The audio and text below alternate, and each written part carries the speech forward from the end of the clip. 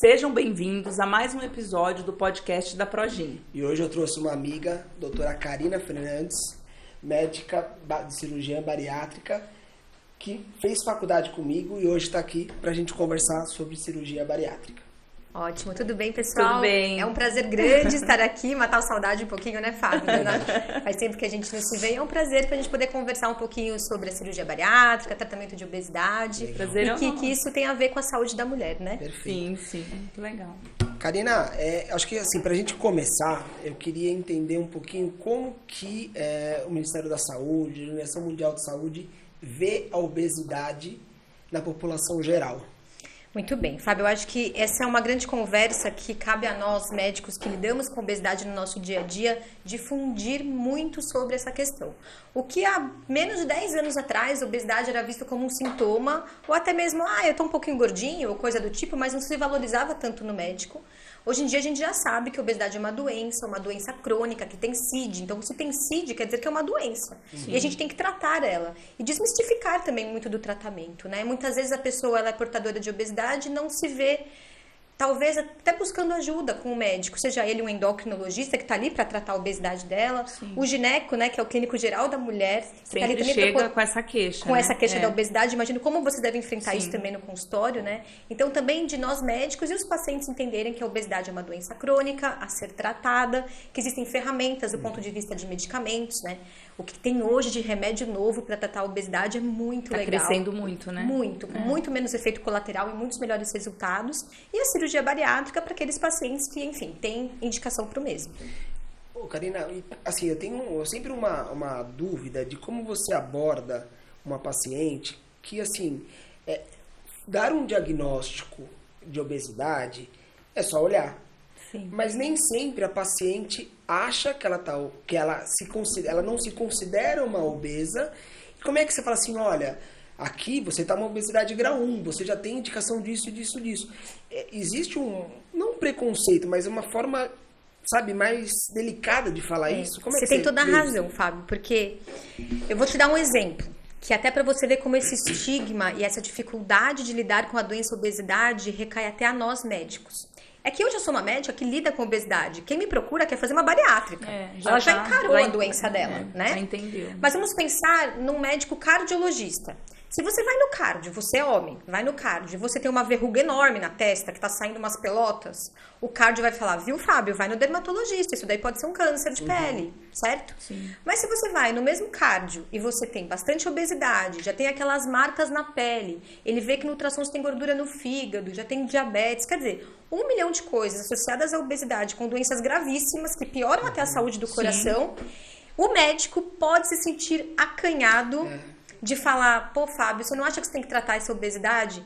E nós mulheres ainda pior, né? Porque nós mulheres tem muita questão estética, autoestima envolvida.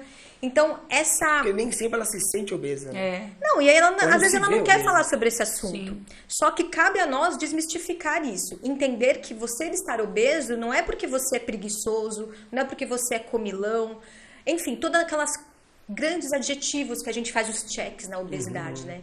Ninguém faz check em quem tem câncer. Sim. Você tem câncer de pulmão? Não. Poxa, vamos lá, vamos tratar. Obesidade não. Obesidade é muito revestida desses estigmas. Estigmas do próprio paciente, dos seus familiares, da sociedade e dos médicos. Então, cabe a gente realmente tentar falar mais sobre isso. E tirar esses estigmas e falar assim para paciente. E tratar, né? Você tem obesidade? Vamos lá, vamos tratar. Seja com um endócrino, seja com um cirurgião bariátrico, com a Nutri, enfim. E eu acho muito legal porque as mulheres, realmente, vocês que lidam com mulheres, vocês sabem, né? Elas se cuidam muito mais do ponto de vista de saúde. Sim.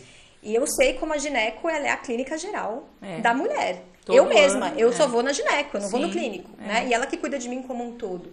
Então, vocês também ter essa abordagem com essa mulher e falar, olha, você tem um grau de obesidade aqui, você vai precisar tratar isso, porque no futuro você vai aumentar os seus riscos de infarto, de derrame, de dor no peito.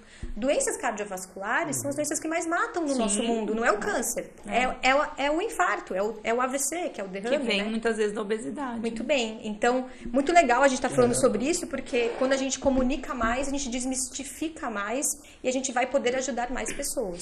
E Karina, a questão da cirurgia, vocês, assim, Provavelmente existe uma indicação. Muitas pacientes que são de obesas, assim, são indicadas para cirurgia bariátrica? Toda paciente obesa, ela tem uma indicação para bariátrica? Pode ir para uma bariátrica? Então, existem indicações precisas para fazer a cirurgia bariátrica.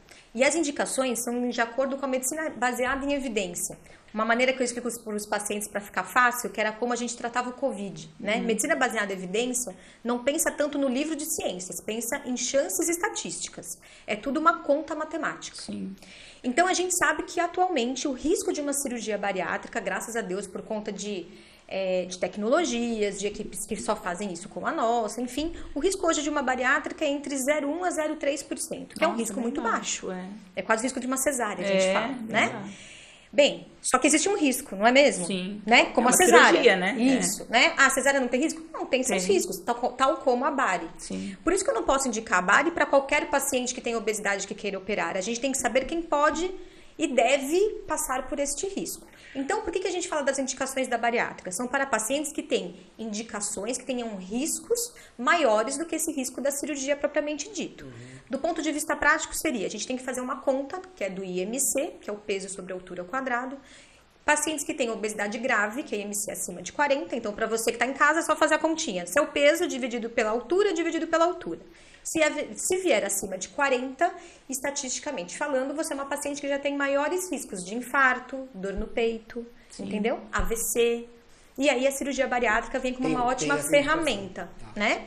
E também para pacientes não tão obesos, com IMC de 35, que é obesidade moderada, associada a comorbidades, que são as doenças desencadeadas, agravadas pela obesidade. Então, diabetes, pressão alta. Isso, gordura no fígado, depressão, ovário policístico, de vocês da gineco, e enfim. Sim. Dor nas costas, dor nos joelhos. E também existe a cirurgia que a gente chama de cirurgia metabólica, que são para os pacientes que têm doença metabólica grave, que são aqueles pacientes diabéticos, insulinos dependentes, que não têm bom controle da doença com as medicações. E olha que interessante, esses pacientes têm benefício com a cirurgia metabólica, que é a mesma técnica, que é o bypass, com IMCs a partir de 30, que é obesidade leve. Então, muita gente que você vê assim, ai, Fábio, mas você nem é tão gordinho, foi para bariátrica? Pois é, né? Mas tem que pensar quais são as doenças que acompanham esse paciente. Às vezes ele realmente não é tão obeso, tal como aquele que a gente vê nos quilos mortais, né?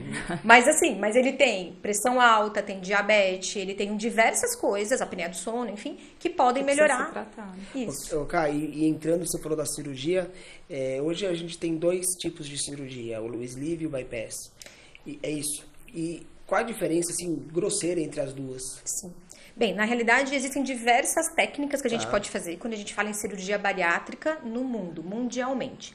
Porém, o que a gente mais faz no mundo, várias entraram em desuso, teve efeitos colaterais mais graves e viram-se que não se valia a pena. Enfim, então o que a gente mais faz no mundo são 2 técnicas.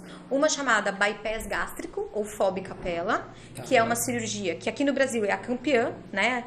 Por exemplo, 80% do que eu faço é bypass. E é normalmente o que tem aqui no Brasil mesmo. Onde a gente diminui o estômago e desvia uma alça intestinal. A técnica do bypass é muito bacana para pacientes de perfil metabólico, pacientes que têm diabetes, pacientes hipertensos. Para vocês terem uma ideia, a gente estava falando dos remédios novos dos endócrinos, né? Também a parte de tratamento da diabetes para o endocrinologista evoluiu demais, melhorou muito. Mas até hoje nenhum remédio da endócrino chegou aos pés dos efeitos metabólicos e hormonais que o bypass traz. Porque o bypass faz com que a própria paciente produza esses hormônios que vai melhorar a saída da insulina pelo pâncreas e melhorando a sensibilidade e ação dela no corpo. Então, a gente vê pacientes... Isso, então isso é maravilhoso, né? Então, essa é a técnica do bypass. Muito bacana para quem tem doença metabólica grave, para quem tem doença do refluxo, enfim. E existe uma outra cirurgia chamada sleeve, ou gastrectomia vertical, que já é a campeã nos Estados Unidos, para vocês terem uma ideia. Então, assim, ela veio devagarzinho e hoje ela já cresceu pra caramba, ela já ultrapassou o bypass fora do Brasil. Aonde na sleeve a gente só diminui o tamanho do estômago, não mexe em nada no intestino. Muito legal. Isso da parte absortiva muda alguma coisa? Muito bem, muda tudo, porque na bypass, como eu te falei, a gente desvia a primeira alça do intestino, que chama duodeno. O duodeno ele é muito importante para a absorção de ferro, cálcio e vitamina B12. Já a sleeve, você só diminui o tamanho do estômago. Não tem a questão da desabsorção. Aí recai naquela dúvida que é de dia a dia de consultório de cirurgião bariátrico. Então eu quero fazer aquela cirurgia que não precisa tomar vitamina. Então, mas não é bem por aí. A sleeve, a bypass, só pra você ter uma ideia, aquela primeira que eu expliquei, ela tem 50 anos já de história. Então a gente já sabe tudo sobre ela. A outra é mais A sleeve, ela é mais nova, ela já tem 20. Já tem uma Sim. certa idade, não é mais adolescente, né? Ela já é adulta. Então agora a gente já sabe também várias coisas que a gente sabe sobre a sleeve, que antes a gente não sabia. Porque anteriormente, quando ela surgiu, falava-se realmente, você não vai precisar tomar vitamina no pós. Era muito melhor, né? E a pessoa falava, então eu quero Melhor, essa. né? Só que na realidade, o paciente que faz a sleeve, ele também come menos. Ele não vai comer Sim. tudo que teoricamente ele precisa de vitamina, proteína e etc. Então, na prática clínica, a suplementação é a mesma. Tá. E quando eu digo a mesma, é um polivitamínico todos os dias. Vamos desmistificar isso, né? Não Porque é um muita gente monte de fala, vitamina. eu não quero fazer a bariátrica, vou ter que tomar um monte de vitamina. Gente, um monte é sempre. E Tô dando um pronto. exemplo, né? É materna da grávida. A gente Sim. adora passar uma materna da mater, as Sim, coisinhas das que é gravidinhas. o polivitamínico. Que é o polivitamínico que você dá pras grávidas, E né? aí ela consegue ter essa absorção, porque eu vejo muita paciente que acaba indo para um ferro injetável. Ele consegue ter essa absorção mesmo com o estômago reduzido? Olha, eu vou te falar da nossa prática clínica, tá? O que a gente vê no nosso dia a dia? Normalmente, quem precisa fazer ferro injetável e tudo mais, são normalmente mulheres que são mulheres, homens rarissimamente precisa fazer alguma reposição injetável, tá? Normalmente são mulheres que fizeram bypass e vou falar assim, Fábio, 99,999% das vezes, tanto que quando eu vejo uma hemoglobina baixa no exame de sangue, a minha pergunta sempre é, você menstruou bastante? Eu tenho visto isso no consultório. Tá? Então, assim, tanto que a nossa conduta como cirurgião acerta eu vou te prescrever o Noripurum, que é o ferro injetável, e eu vou te mandar pro gineco para você parar de menstruar. Na verdade, a minha pergunta é, você vai querer engravidar? Você quer Sim. engravidar agora, daqui a pouco, ano que vem ou nunca mais? Então, porque muda, né? É. E aí eu falo pra discutir, porque assim, se você parar de menstruar, acabou os seus problemas. A chance de você precisar fazer essa reposição novamente vai ser baixíssima. Você consegue manter isso Então, com mas viral. claro, né? Eu tô aqui falando dessa principal causa de anemia no pós, que é essa menstruação excessiva. Mas como eu te falei, essa primeira alça do intestino ela é desviada no bypass. A mulher ela come as mulheres e os homens, enfim, que fazem a bari comem menos. No início, né, da cirurgia do pós-operatório existe toda uma evolução da dieta. Então, o paciente ele Vai diminuir vai um diminuir. pouco, né? A gente fala que é uma desnutrição vigiada. Sim. Vigiada do ponto de vista da nutricionista, do ponto de vista dos exames. Pra vocês terem uma ideia, o paciente ele volta no consultório comigo, com a nutricionista, enfim, no primeiro ano a cada 3 meses, depois a cada 6 meses, e a partir dali anual. Pra quê? Porque se houver alguma coisa pra gente repor, a gente vai lá e repõe. Né? Então, a gente brinca que é o preço a se pagar. Eu vou dar até um exemplo pra vocês que eu atendi ontem. Ainda bem não era uma paciente operada minha, então eu nem precisei brigar com ela, porque eu falei, eu não vou abraçar essa causa, né? Mas enfim, ela tinha operado com um amigo meu e ela passou em consulta comigo, enfim. E aí ela falou assim, ela era operada de fazer, sei lá, uns 7 anos de bypass. E aí ela falou assim pra mim, Lilian, eu falei, qual vitamina você toma? Porque a gente faz aquelas perguntinhas, né? Quanto você pesava, quanto você tá pesando, blá blá blá. Aí ela, não tomo, doutora, eu esqueço. Aí eu falei, daí ela tava com N queixas, né? Tava se sentindo bem, papapá. E aí eu só comentei com ela, eu falei, olha, eu imagino que quando você foi operar com o doutor Henrique, ela era paciente do Henrique, ele deve ter falado pra você que você tinha que tomar essa vitamina, né? Aí ela ficou sem graça, ela né? Eu falei, então, é o preço a se pagar. Sim. E eu lembro, e essa paciente eu tô lembrando porque assim, ela eliminou 40 e poucos quilos, sabe? E eu falei assim, poxa, se você falasse pra mim que pra eu perder 45 quilos, se eu tivesse na obesidade, Que só tomar vitamina. poxa, eu acho que a conta tá ótima, É. né? Então, é a maneira também como a gente enxerga essa questão da reposição vitamínica, né? Sim. Muita gente borda mas eu vou ter que tomar vitamina? Não, gente, eu vou melhorar a minha saúde. E a partir daí eu não vou mais precisar tomar remédio, e sim vitamina. Vou trocar o remédio pela vitamina, Lógico. né? Perfeito. Luca, a gente vê muita... Você entrou no mérito de pacientes que menstruam e tal, e pensando em engravidar, a gente vê muita paciente com sobrepeso, com uma obesidade, que acaba entrando numa anovulação crônica por um ovário policístico. Então, você acha melhor sempre uma paciente que está nesse obesa, operar e engravidar, ou tentar tratar metabolicamente com medicação e engravidar e depois operar? Então, é o famoso depende, né? Depende da mulher, depende do momento dessa mulher. A grosso modo, o que nós diríamos a ela? faça a bariátrica, emagreça primeiro. Sim. Por quê? Porque vocês são obstetras, vocês bem sabem como é difícil lidar numa gestação de uma paciente obesa, né? Gestação e parto, né? Então, maiores riscos de hipertensão na gravidez, de diabetes gestacional, maiores riscos por bebê e assim por diante, né? Sim. Por outro lado, então assim, então tá bom, então todo mundo vai emagrecer e depois tem o bebê. Só que daí depende, né? E se é uma mulher de 39 anos, que já tá perto ali de perder a sua reserva ovariana? Eu não sei a história de cada uma, Sim. né? Vocês devem saber muito isso, né? Cada uma tem uma história, cada uma tem um momento da sua vida. Então, se tem uma mulher que ela tem o desejo de ter bebê, mas ela já tem uma certa idade e ela tá preparada do ponto de vista da família, do seu parceiro, enfim, para construir essa família, eu falo, menina, vai conversar com o seu gineco. Sim. E veja se é melhor você ter esse bebê dessa forma e depois a gente opera. Aí ele fala, vai lá e perde peso. Então, pois é. Pode ser que o cara Aí ele vem pra mim, aí se essa paciente chega pra mim, eu vou falar pra ela, vamos congelar os seus óvulos, você vai operar. Tá e vendo? depois a gente transfere o embrião pra você engravidar melhor. Porque assim, apesar da gente ter, olhar essa paciente pós-bariátrica como muito melhor, por fato de lá perder 30, 40 quilos, ela vai ter uma gestação mais fácil, tudo. A gente tem alguns problemas que a gente vê em pacientes gestantes pós-bariátrica. É muito melhor engravidar com 40 quilos a menos, mas a gente tem essa parte absortiva, a gente tem muitas pacientes que fazem dumping, a gente pode entrar nessa história. Então, também não é porque operou que vai virar uma gestação... De uma mulher de 60 quilos. Sim. Né? É o famoso que a gente estava falando do preço a se pagar de tomar a vitamina, né? A gente tem que pôr na balança o risco-benefício de cada coisa. Então, lembrar, uma paciente com obesidade, se ela tem desejo de ter um bebê, ela tem mais dificuldade de engravidar e a partir daí a gestação dela tem muito maiores riscos, seja na gestação, seja no parto, como você falou. Agora, por outro lado, se essa mulher ela faz a bariátrica, ela vai ter todos esses riscos que eu comentei vão melhorar, todos, tanto que ela vai ter muito mais facilidade para engravidar. A gente sabe como isso é muito legal. E aí ela vai logo engravidar. Só que você mesmo falou, ela não vai ter um pré-natal de acordo com uma outra mulher da mesma idade dela e do mesmo peso dela que nunca operou de nada. Sim. Pelo contrário. Quais são os cuidados que a gente tem que ter? Então vamos lá, grosso modo, né? Primeiro de tudo, o que eu faço lá no meu consultório?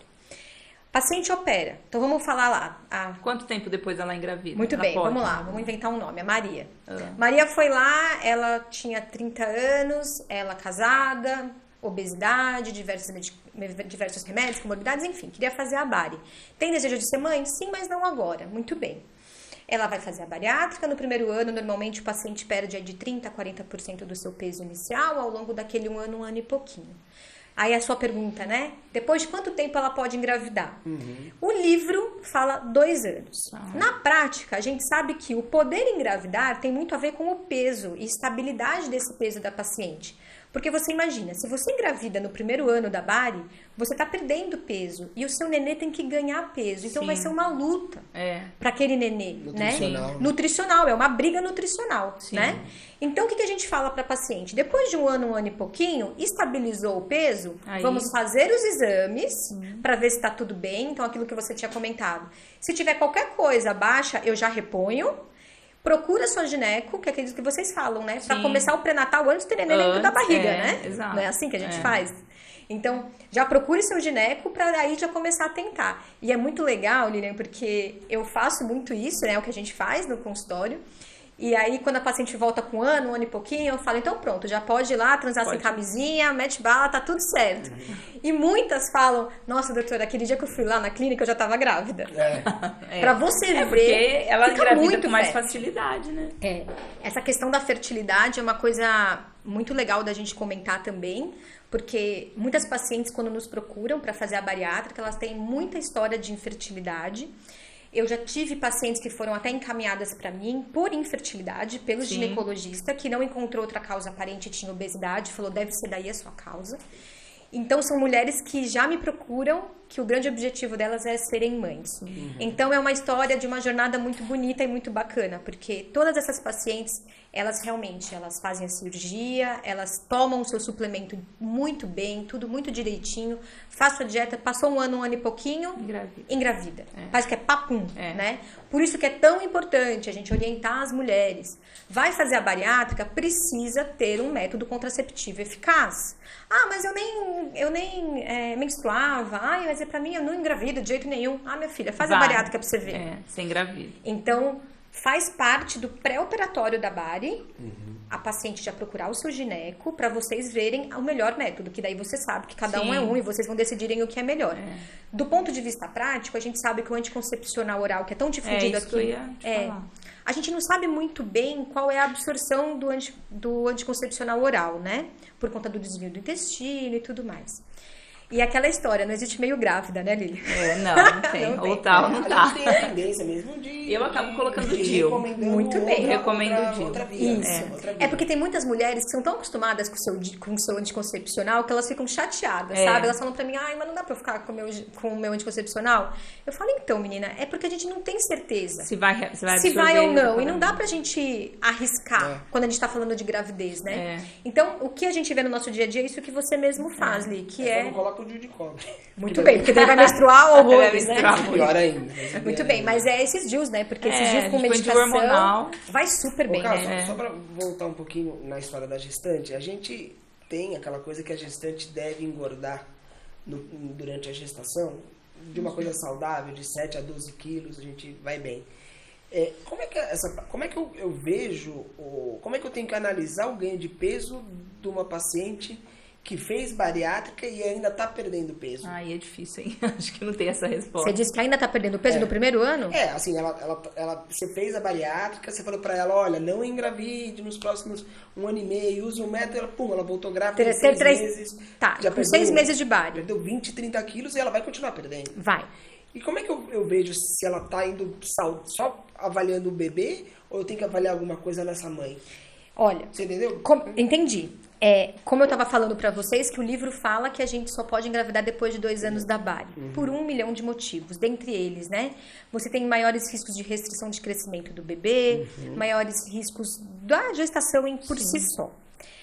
O que eu vejo, e eu acho que vocês devem ver isso no seu dia a dia, é que a natureza é muito sábia, né? No fim das contas, muitas vezes a natureza segue seu curso. O que eu vejo nas mulheres que engravidam no primeiro ano, que Fábio, eu fico doida, né? Porque o que a gente mais fala é não engravida, vai tomar anticoncepcional, vai não sei o quê, vai por seu DIU, nananã, aparece uma bonita lá que tá gravidinha com 3 meses. Sim. Como eu sempre digo, gravidez é sempre uma bênção, independente do momento do que tá acontecendo na sua vida. É uma bênção, a gente vai abraçar essa causa, e tamo junto, certo? Sim. Bem, o que são os cuidados que a gente tem que ter? Primeiro de tudo, você tem que orientar essa paciente a ter uma nutricionista para chamar de sua. Ela tem que ser muito amiga da nutri dela, porque, como a gente estava falando, é uma batalha, entre aspas, porque essa mulher ela vai perder peso e esse nenê tem que ganhar peso.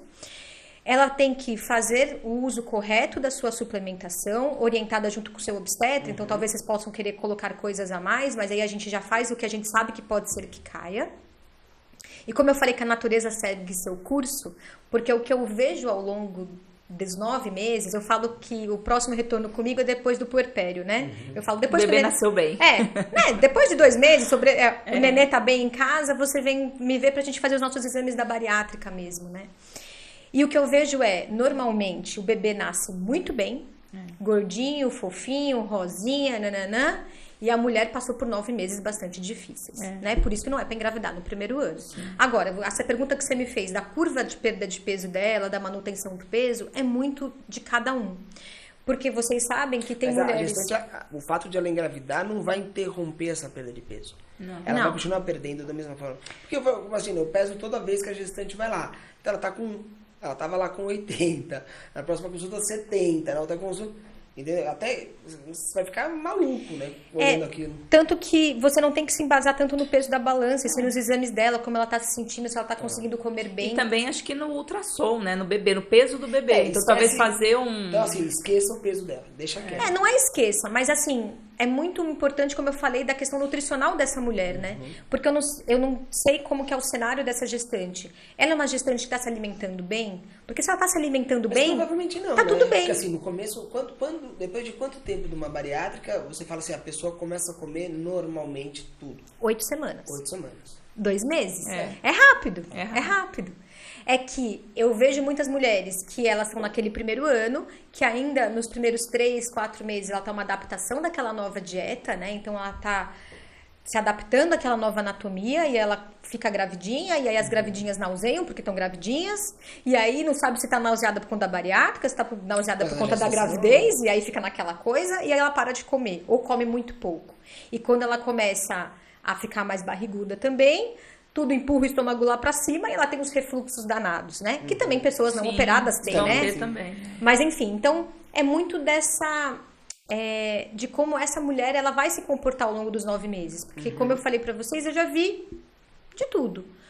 Eu já vi mulheres que... 100% das vezes eu vi bebês que nasceram muito bem. Por isso que eu falo que a natureza é sábia, gente. É muito doido, né?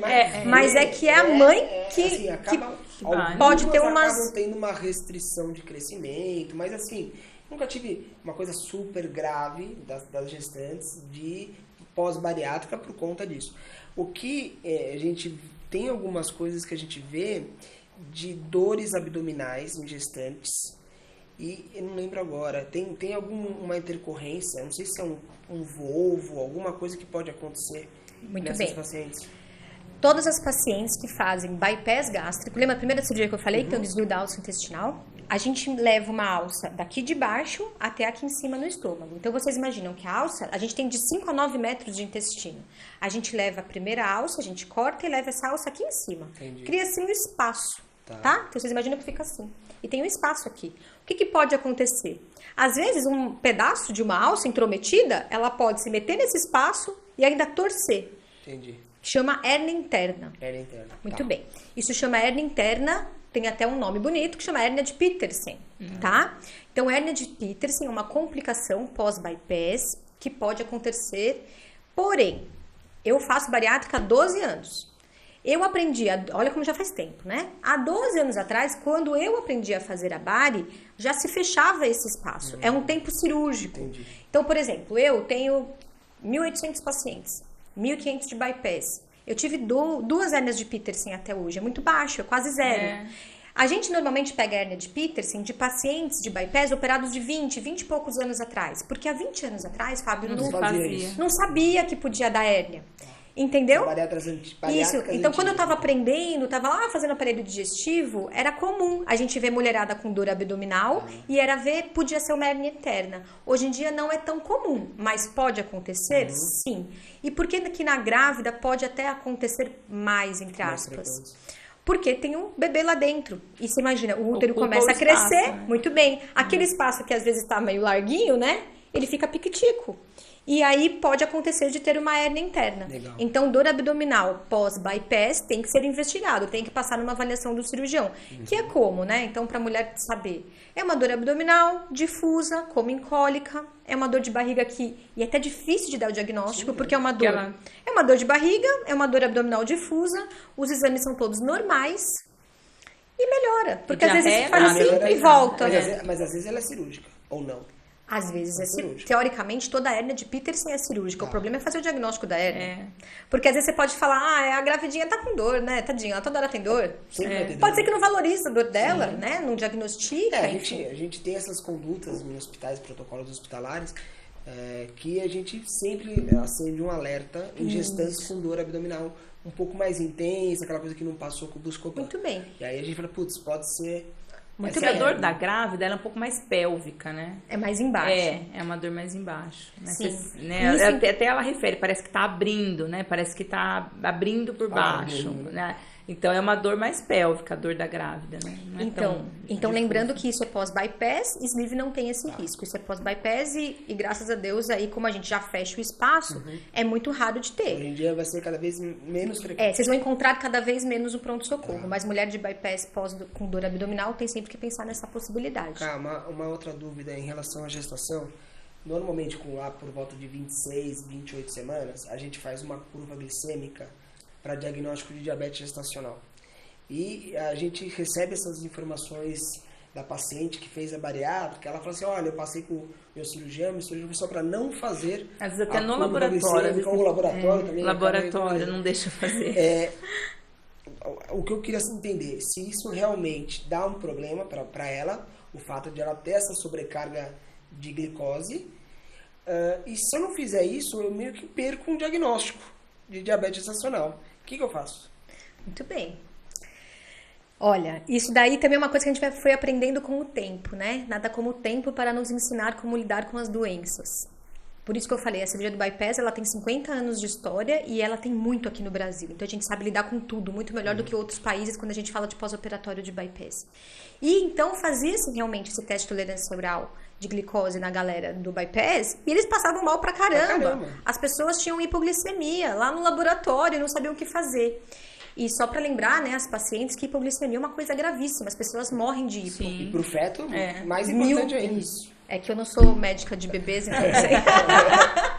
Eu só penso no adulto, né? Mas enfim, hipo mata. Hipo dá muito medo, a gente tem que evitar hipoglicemias, né? Então, primeiro vamos explicar o porquê que uma mulher que faz a bariátrica pode ter isso.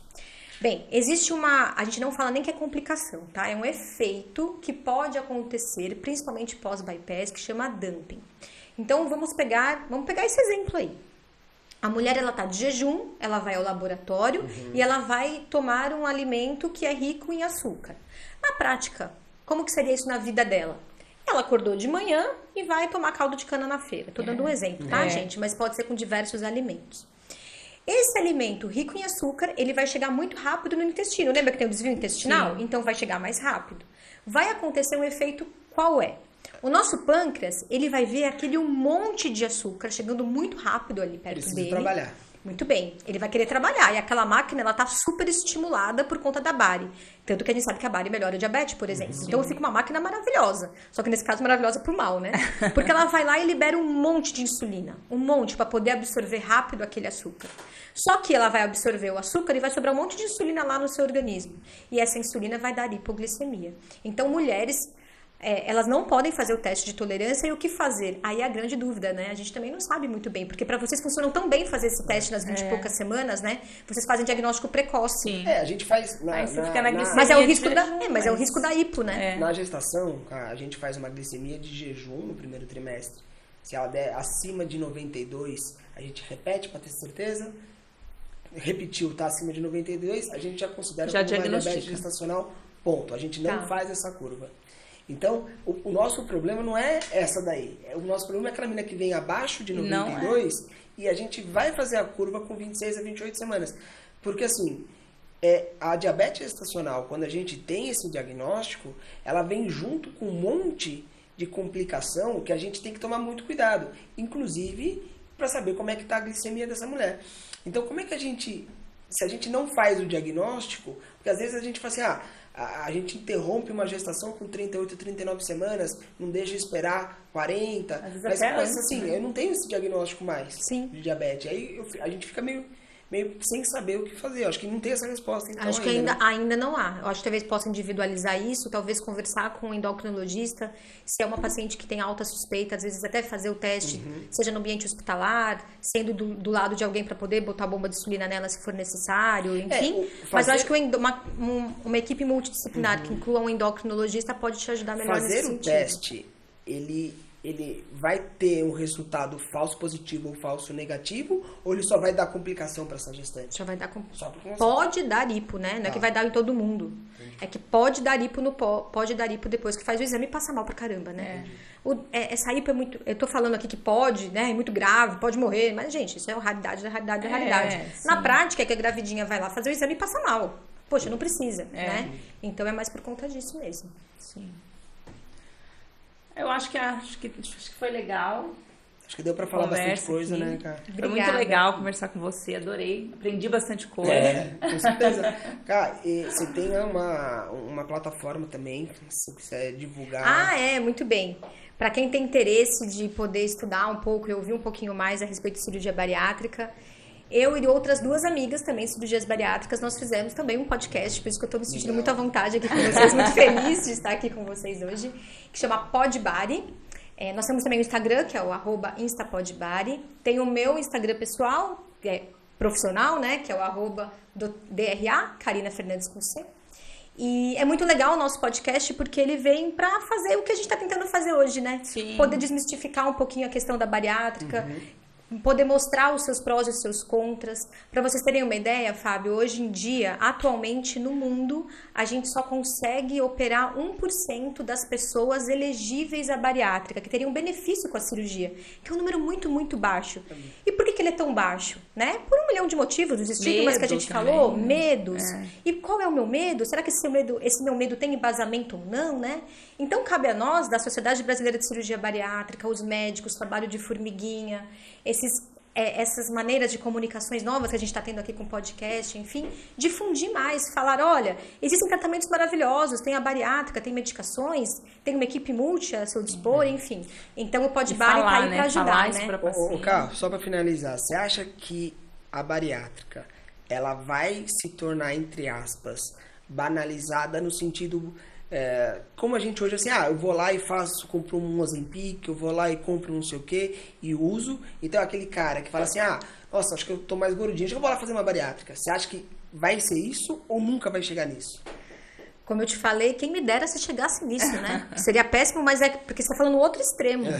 Porque quem precisa operar, não opera. E quem não precisa, é que não vai me procurar mesmo, né? E outra, pro cara conseguir operar, poder operar, ele pode ter o desejo. Eu falo... Não é que nem feira, né? Que você vai lá e escolhe o que você quer, banana, tomate ou alface. Não é isso, né?